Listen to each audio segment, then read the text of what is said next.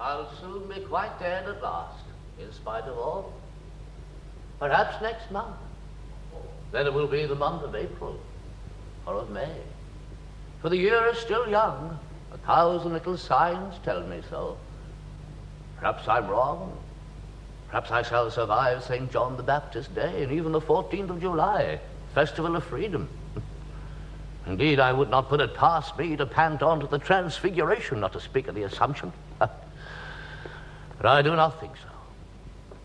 I do not think I am wrong in saying that these rejoicings will take place in my absence this year. I have that feeling. I've had it now for some days, and I credit it. I could die today if I wished, merely by making a little effort. But it's just as well to let myself die quietly, without rushing things. Of course, I'll still have my little fits of impatience from time to time. I must be on my guard against them during the next fortnight or 3 weeks. Without exaggeration, to be sure. Quietly crying and laughing, without working myself up into a state. Yes, I shall be natural at last. I shall suffer more, then less, without drawing any conclusions. I shall pay less heed to myself. I shall be neither hot nor cold anymore. I shall be tepid. I shall die tepid, without enthusiasm. I shall not watch myself die. That would spoil everything. Have I watched myself live? Have I ever complained? And why rejoice now? I am content, necessarily, but not to the point of clapping my hands. I am satisfied. There, I have enough. I am repaid. I need nothing more. Let me say before I go any further that I forgive nobody. I wish them all an atrocious life, and then the fires and ice of hell, and in the execrable generations to come, an honored name. I usedn't to need anyone. Just to myself. Stories. Years and years of stories. Till the need came on me for someone to listen to me. Anyone, a stranger to be near me. Imagine he hears me, what I am now. Father, you wouldn't know me now. You'd be sorry you ever had me. Huh? But you were that already. A washout. That's the last I heard from you. A washout. Are you coming for a dip? No. Come on, come on. No. Glare, stump to door, turn, glare. A washout. That's all you are, a washout. Again. Slam life shut like that.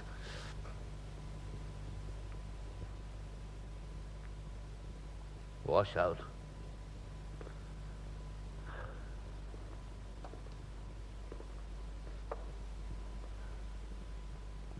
Wish to Christ she had. My mother never refused to see me. That is, she never refused to receive me, for it was many a long day since she'd seen anything at all. I shall try and speak calmly. We were so old, she and I. She had had me so young that we were like a couple of old cronies, sexless, unrelated, with the same memories, the same rancors, the same expectations. She never called me son. Fortunately, I couldn't have borne it. But Dan. I don't know why my name is not Dan. Dan was my father's name, perhaps. Yes. Perhaps she took me for my father. I took her for my mother, and she took me for my father. Dan, do you remember the day I saved the swallow? Dan, do you remember the day you buried the ring? I remembered. I mean, I knew more or less what she was talking about, and if I hadn't always taken part personally in the scene she evoked, it was just as if I had. I called her Mag when I had to call her something. And I called her Mag because, for me, without my knowing why, a letter G abolished the syllable ma, and as it were, spat upon it, better than any other letter could have done. And at the same time, I satisfied a deep and doubtless unacknowledged need, the need to have a ma, that is a mother, and to proclaim it audibly. For before you say mag, you say ma, inevitably. And da, in my part of the world, means father. Besides, for me, the question did not arise at the period I'm worming into now. I mean the question as to whether to call her Ma, Mag, or Countess Caca, she having been for countless years as deaf as a post. No, she knew it was me by my smell. Her shrunken, hairy old face lit up. She was happy to smell me. She jabbered away with a rattle of dentures and most of the time didn't realize what she was saying. Anyone but myself would have been lost in this clattering gabble, which can only have ceased during a brief instance of unconsciousness. In any case, I didn't come to listen to her. I got into communication with her by knocking on her skull. 1 knock meant yes, 2, no, 3, I don't know, 4, money, 5, goodbye. I was hard put to ram this code into a ruined and frantic understanding, but I did it in the end. That she should confuse yes, no, I don't know, and goodbye were all the same to me. I confused them myself. But that she should associate the 4 knocks with anything but money was something to be avoided at all costs. During the period of training, therefore, at the same time as I administered the 4 knocks on the skull, I stuck a banknote under her nose or in her mouth. The innocence of my heart, for she seemed to have lost, if not absolutely all notion of mensuration, at least the faculty of counting beyond 2. It was too far for her. The distance was too great from 1 to 4. By the time she came to the 4th knock, she imagined she was still at the 2nd. The first 2 having been erased from her memory as completely as if they'd never been felt. She must have thought I was saying no to her all the time, whereas nothing could have been further from my purpose. Enlightened then by these considerations, I looked for and finally found a more effective means of putting the idea of money into her head. Now, this consisted of replacing the 4 knocks of the index knuckle by 1 or more, according to my needs, thumps of the fist on her skull. That she understood. In any case, I didn't come for the money. I took her money, but I didn't come for that. My mother.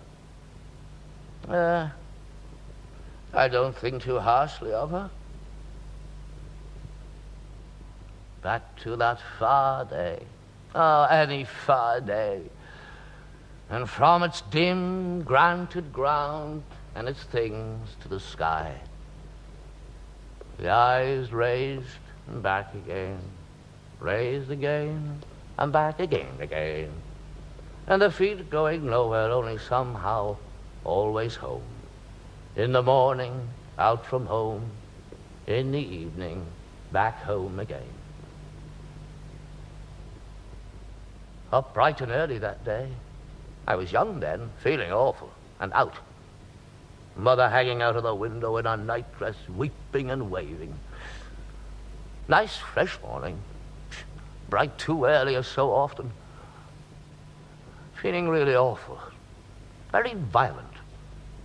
Sky would soon darken and rain fall and go on falling all day till evening, then blue and sun again a second, then night. Feeling all this, how violent and the kind of day, I stopped and turned. So, back with bowed head, on the lookout for snail, slug, or worm.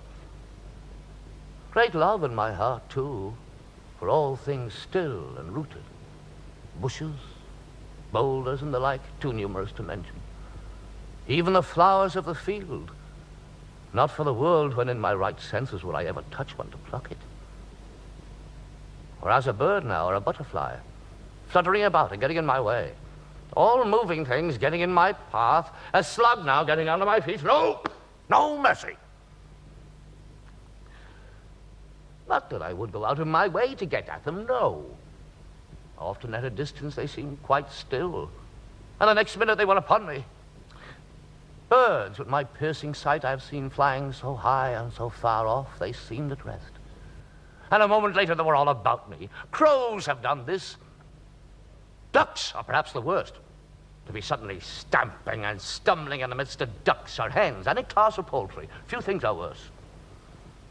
Nor would I go out of my way to avoid such things when avoidable. No.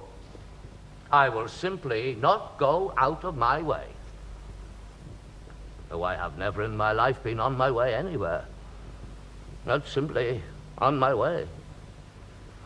And in this way I have gone through great thickets, bleeding, deep into bogs, water too, even the sea in some moods, and being carried out of my course or driven back, so as not to drown. And that's perhaps the way I shall die at last, if they don't catch me. I mean drowned. Or on fire. Yes. Perhaps that's how I shall do it at last. Walking furious headlong into fire and dying burned to bits. Then I raised my eyes and saw my mother still in the window waving. Waving me back or on, I don't know, and just waving. Sad, helpless love. I heard faintly her cries. The window frame was green, pale, and the house wall grey, and my mother white, and so thin I could see past her into the dark of the room. And on all that full and not long risen sun, and all small because of the distance, very pretty really, the whole thing, I remember it. The old grey, and then the thin green surround, and the thin white against the dark. If only she could have stayed still and let me look at it. No, for once in my life I wanted to stand and look at something I couldn't with her there, waving and fluttering and swaying in and out of the window as though she were doing exercises. For all I know, she might have been. Not bothering about me at all. Shh. No tenacity of purpose. That's another thing I didn't like about her. 1 week it would be exercises, the next prayers and Bible reading, the next gardening, the next playing the piano and singing. That was awful. And then just lying around, resting, always changing. Oh, nothing mattered to me. I was always out. But let me get on with this day I have hit on to begin with. And the other will have done just as well. Yes, on with it, out of my way, and on to the next. Enough of my mother for the moment. For a time then, all well. No trouble, no birds at me. Nothing across my path except in the great distance a white horse, followed by a boy, or it might have been a small man or woman. This is the only completely white horse I remember. What I believe the Germans call a schimmel. Oh, I was very quick as a boy, picked up a lot of hard knowledge. Schimmel. Nice word for an English speaker. The sun was full upon it as shortly before on my mother, and it seemed to have a red band or stripe running down its side. I thought perhaps a belly band, perhaps the horse was being taken somewhere to be harnessed to a trap or such like. It crossed my path a long way off, then vanished behind greenery, I suppose.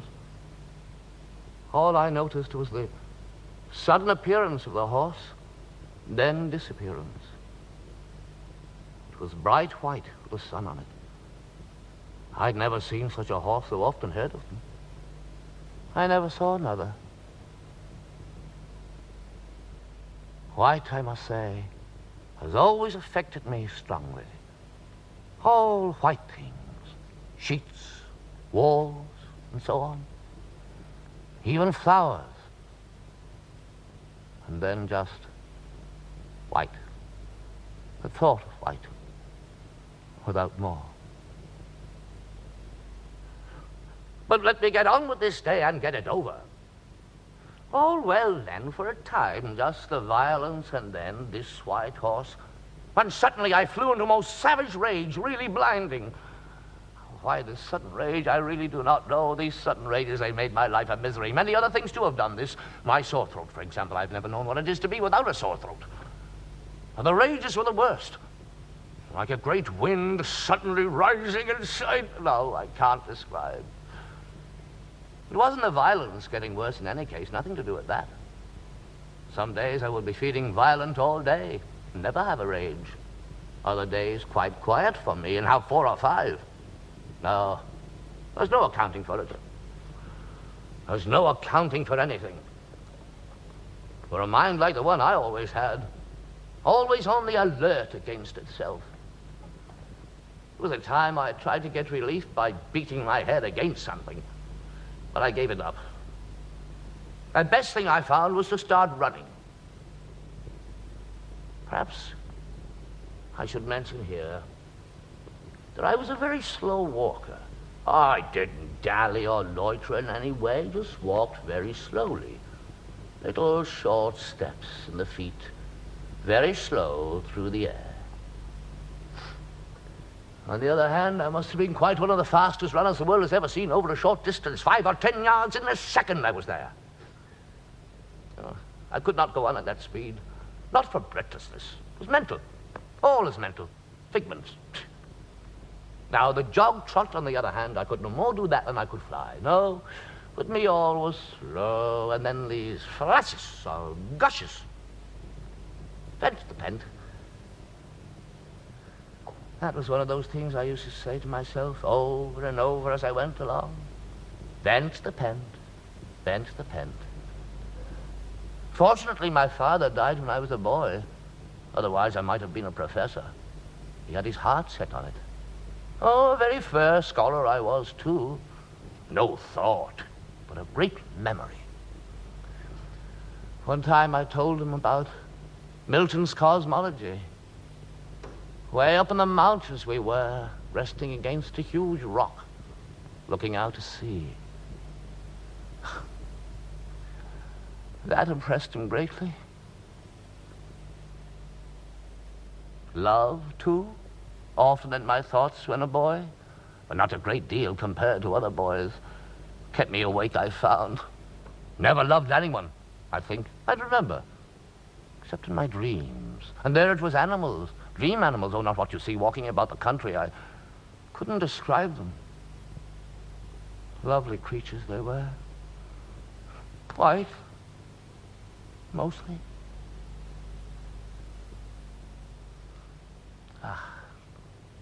Perhaps in a way it's a pity. A good woman might have been the making of me. I might be sprawled in the sun now, sucking my pipe, patting the bottoms of the 3rd generation, looked up to and respected, wondering what there was for dinner, instead of stravaiging the same old roads in all weathers. I was never much of a one for new ground. No, I regret nothing. All I regret is having been born. Dying such a long, tiresome business I always found. But let me get on now from where I left off. The white horse and the rage. No connection, I suppose. Well, after the white horse and the rage, I don't know. Just on. And then, I suppose, the slow turn, wheeling more and more to the one or other hand, till facing home, then home. Ah, my father and mother, to think they are probably in paradise. They were so good. Let me go to hell, that's all I ask, and go on cursing them there, and they look down and hear me. Ha! That might take some of the shine off their bliss. Yes, I believe all their blather about the life to come. It cheers me up. And unhappiness like mine, there's no annihilating that. I was mad, of course, and still am, but harmless.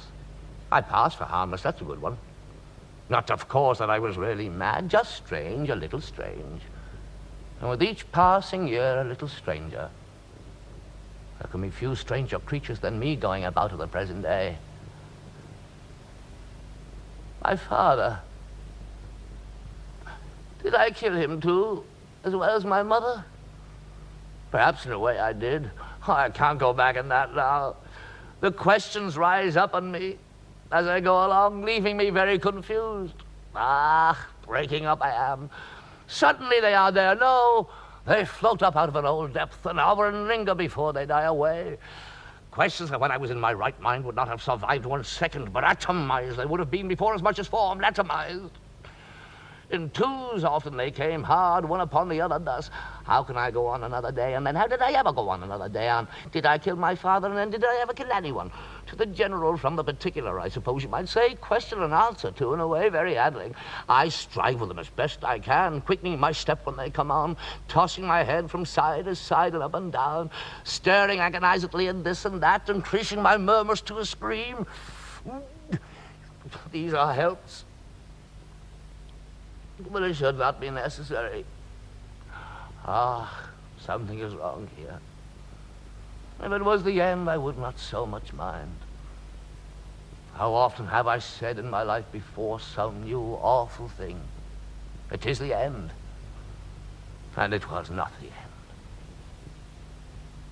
And yet, the end cannot be far off now.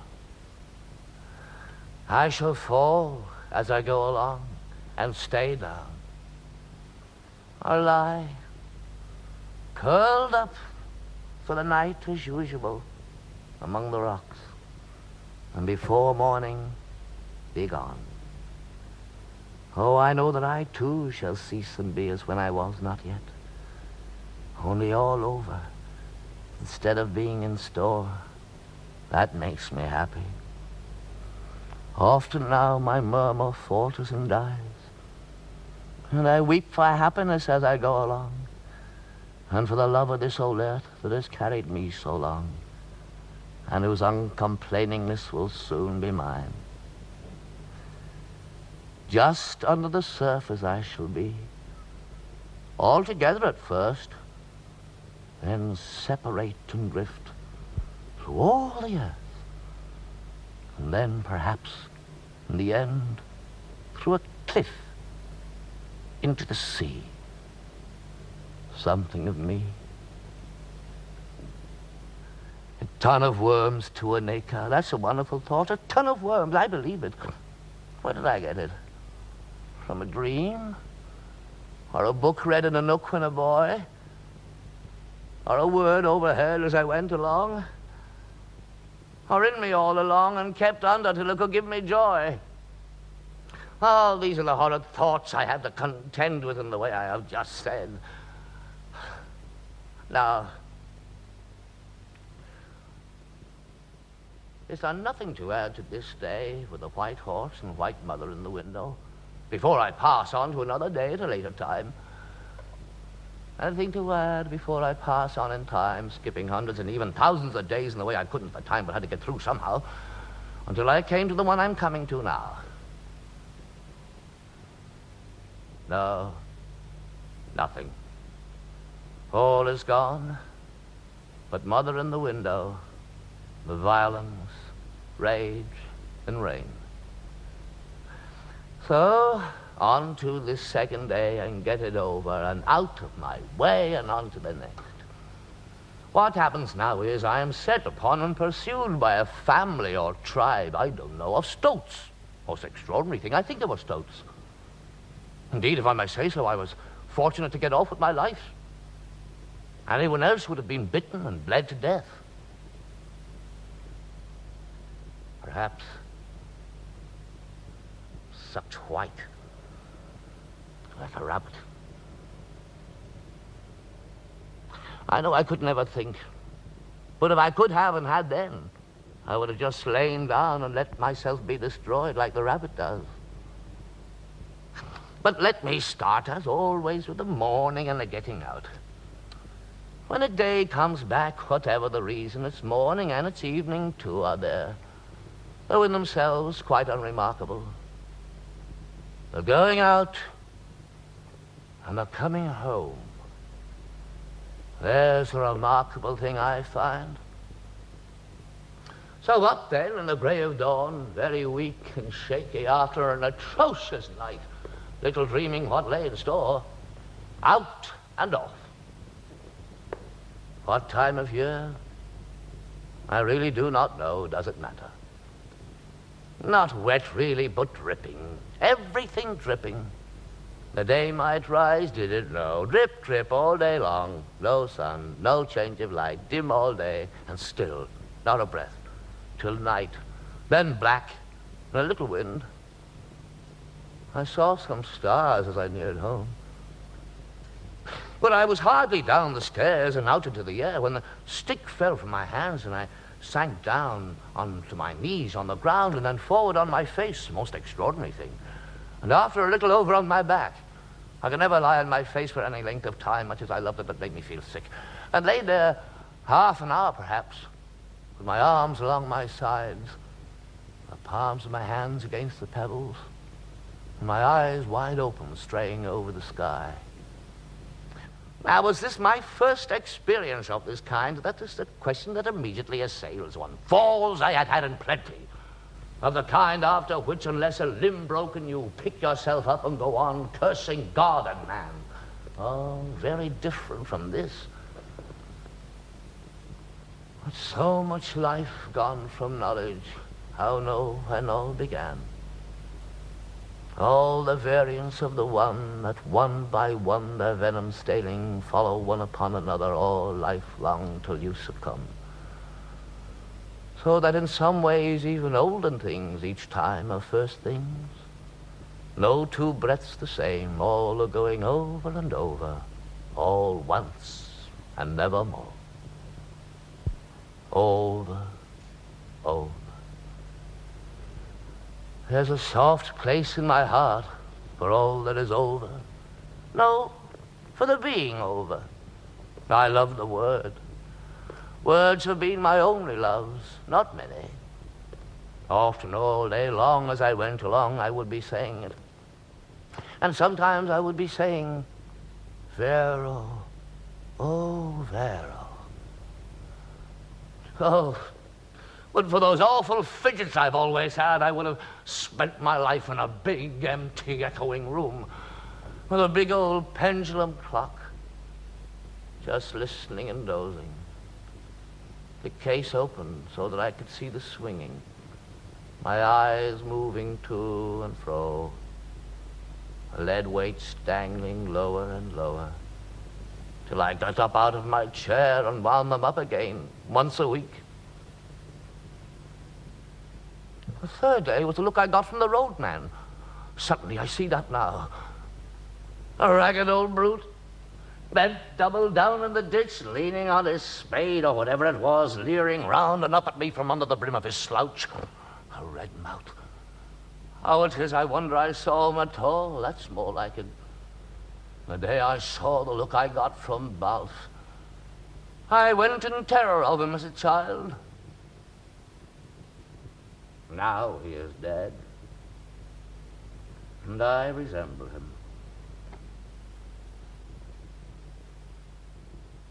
But let us pass on from these old scenes and come to these and my reward. Then it will not be as now, day after day, on, out, round, back, in, like leaves turning or torn out and thrown, crumpled away, for a long unbroken time without before or after, light or dark, from or towards or at. The old half-knowledge of when and where gone and of what, but kinds of things still, all at once, all going, till nothing. There never was anything, never can be. Life and death, all nothing, that kind of thing. Except a voice, dreaming and droning on all round. That is something. A voice that was once in your mouth. Well, once out on the road and free of the property, what then? I really do not know. The next thing I found myself up in the bracken, lashing about with a stick, making the drops fly, and cursing filthy language, using the same words over and over. I hope nobody heard me. Throat very bad. To swallow was torment. And something wrong with an ear. I kept poking at it without relief. Old wax, perhaps, pressing against the drum. Extraordinarily still over the land. And in me, too, all quite still. A coincidence. Why the curses were pouring out of me, I really do not know. No, that's a foolish thing to say. And the lashing about with a stick. What possessed me, mild and weak, to be doing that as I struggled along? Is the stoats now? No. First I just sink down again and disappear in the ferns. Up to my waist they were as I went along. Harsh things, these great ferns. Like starched, very woody, terrible stalks. Take the skin off your legs through your trousers. And the holes they hide. Break your leg if you're not careful. Fall and vanish from view. You could lie there for weeks and no one would hear you. I often thought of that up there in the mountains. No, that is a foolish thing to say. Just went on, my body doing its best without.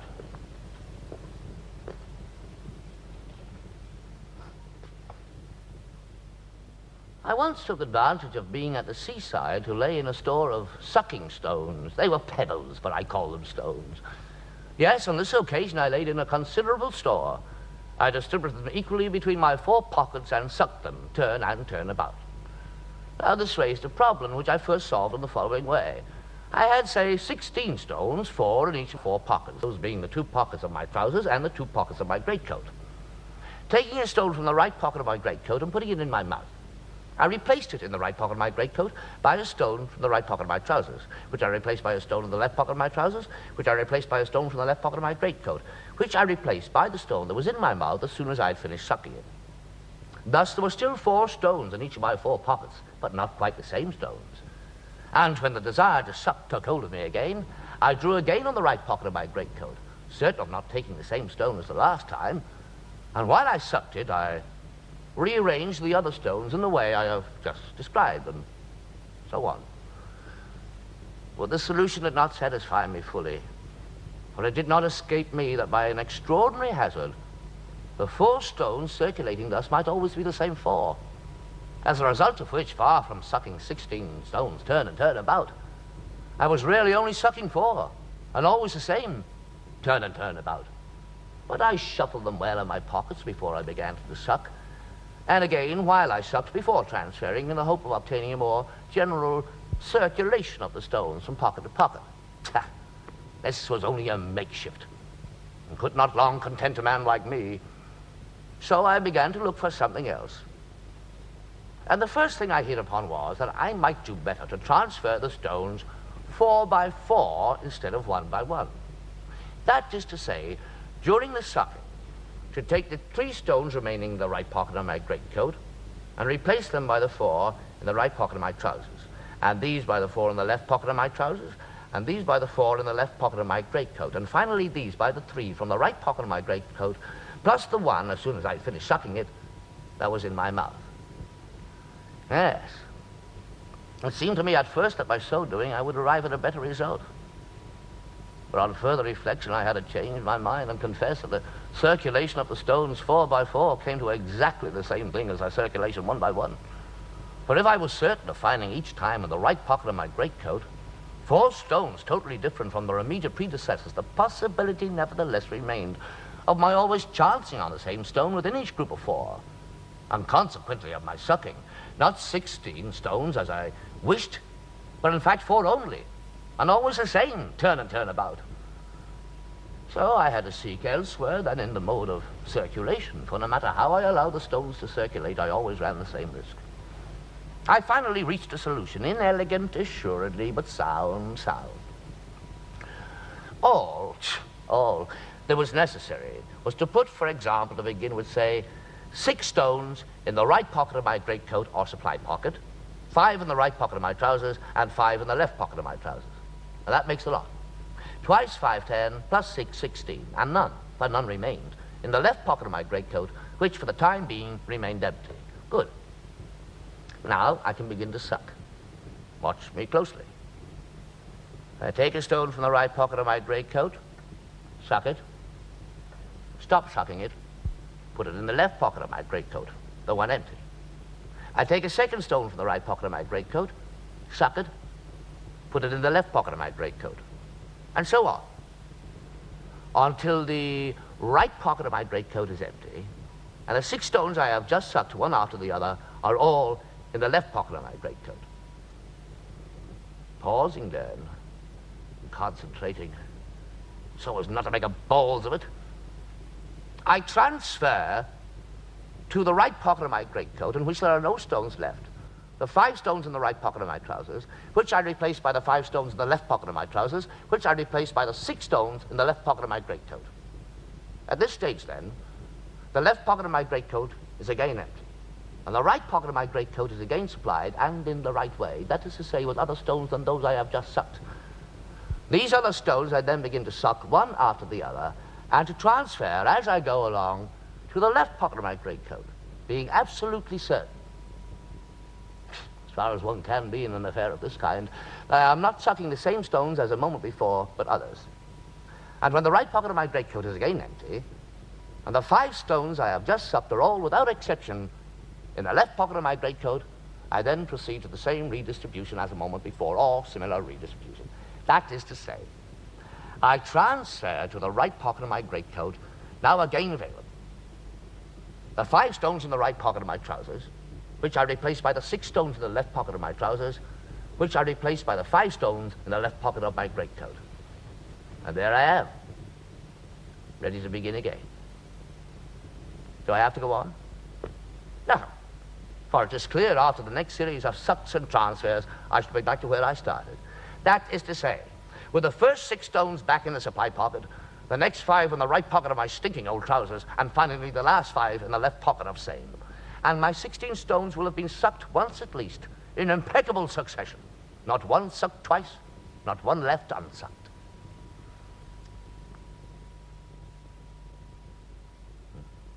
But deep down I didn't give a tinker's curse.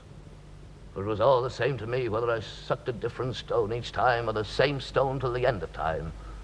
For they all tasted exactly the same. And if I had collected 16, it wasn't to suck them turn and turn about, but simply to have a little store so as never to be without. And deep down I didn't give a fiddler's damn about being without. When they were all gone, they would be all gone. I wouldn't be any the worse off, or hardly any. So the solution to which I rallied in the end was to throw away all the stones with one, which I kept now in one pocket, now in another, which I of course soon lost, or threw away, or gave away, or swallowed.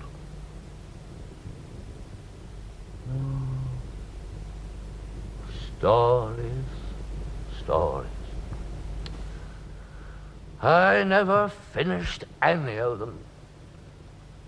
I never finished anything. Everything always went on forever. A Tuesday scowls, a Wednesday growls, a Thursday curses, a Friday howls, a Saturday snores, a Sunday yawns, a Monday mourns, a Monday mourns. And the poor old lousy old earth, my earth, and my father's and my mother's, and my father's fathers, and my mother's mothers, and my father's mothers, and my mother's fathers, and my father's mother's fathers, and my mother's father's mothers, and my father's father's mothers, and my mother's mother's fathers, and my father's father's fathers, and my mother's mother's mothers, and other people's fathers and mothers. An excrement. The crocuses, and the larch turning green every year a week before the others, and the pastures red with uneaten sheep's placentas, and the long summer days, and the new-mown hay, and the wood pigeon in the morning, and the cuckoo in the afternoon, and the corncrake in the evening, and the wasps and the jam, and the smell of the gorse, and the look of the gorse, and the apples falling, and the children walking in the dead leaves, and the larch turning brown a week before the others, and the chestnuts falling, and the howling winds, and the sea breaking over the pier, the first fires and the hooves on the road, and the consumptive postman whistling the roses are blooming in Piccadilly, and the standard oil lamps, and of course the snow, and to be sure the sleet, and bless your heart, the slush. And every fourth year, the February debacle, and the endless April showers, and the crocuses, and the whole bloody business starting all over again. A turd. And if I was to begin it all over again, knowing what I know now, the result would be the same. And if I was to begin all over again a second time, knowing what I would know then, the result would be the same. And if I was to begin it all over again 100 times, knowing each time a little more than the time before, the result would always be the same. And the 100th life is the first, and the 100 lives as one. The cat's flux. The end is in the beginning, and yet you go on. Perhaps I could go on with my story, begin another. Perhaps I could throw myself onto the floor and dig my nails into the cracks and drag myself forward by my fingers. It'll be the end, and there I'll be, wondering what can have brought it on and why it was so long in coming. There I'll be in the old refuge, alone against the silence and stillness. If I can hold my peace and sit quiet, it'll be all over with sound and motion. All over and done with. I'll have called my father, even twice or 3 times, in case he hadn't heard me the first time or the second. And then, all kinds of fantasies that I'm being watched. A rat, steps, breath held, and then babble words like the solitary child who turns himself into children 2, 3, so as to be together and whisper together in the dark. Moment upon moment, pattering down like the millet grains of that old Greek. And all life long you wait for that to mount up to a life. Oh, let's get it over. It's too late. Perhaps it's too late. Perhaps it's a dream. All a dream. That would surprise me. I'll wake in the silence, never sleep again. 'Twill be I, or dream again. Dream of the silence, a dream silence, full of murmurs. I don't know. That's all words. Never wake. They're going to fail me. I know that well. They're going to abandon me. You must go on. That's all I know. To be the silence for a moment, a good few moments, or it'll be mine, the lasting one that didn't last, that still lasts. It'll be I. You must go on. I can't go on. You must go on. I can't go on. I'll go on.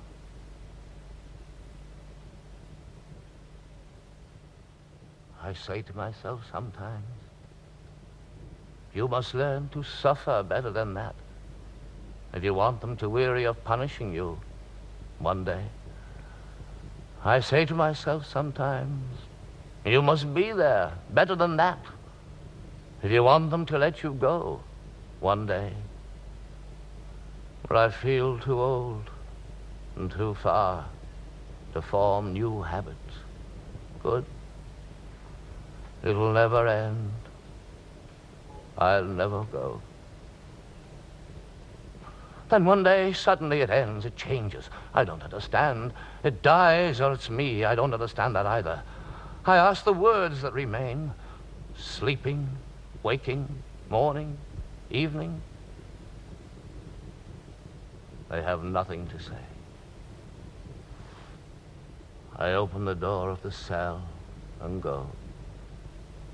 I am so bowed I only see my feet if I open my eyes. And between my legs, a little trail of black dust. I say to myself that the earth is extinguished, though I never saw it lit. It's easy going. When I fall, I'll weep for happiness. Asylum under my tread, all this day. Their muffled revels as the flesh falls, breaking without fear or favor, wind. Their gantelope of sense and nonsense run, taken by the maggots for what they are. They gave birth the stride of a grave. A light gleams an instant, and then it is night once more. Moments for nothing, now as always. Time was never, and time is over. Reckoning closed, and story ended. Well, there we are. There I am. That's enough.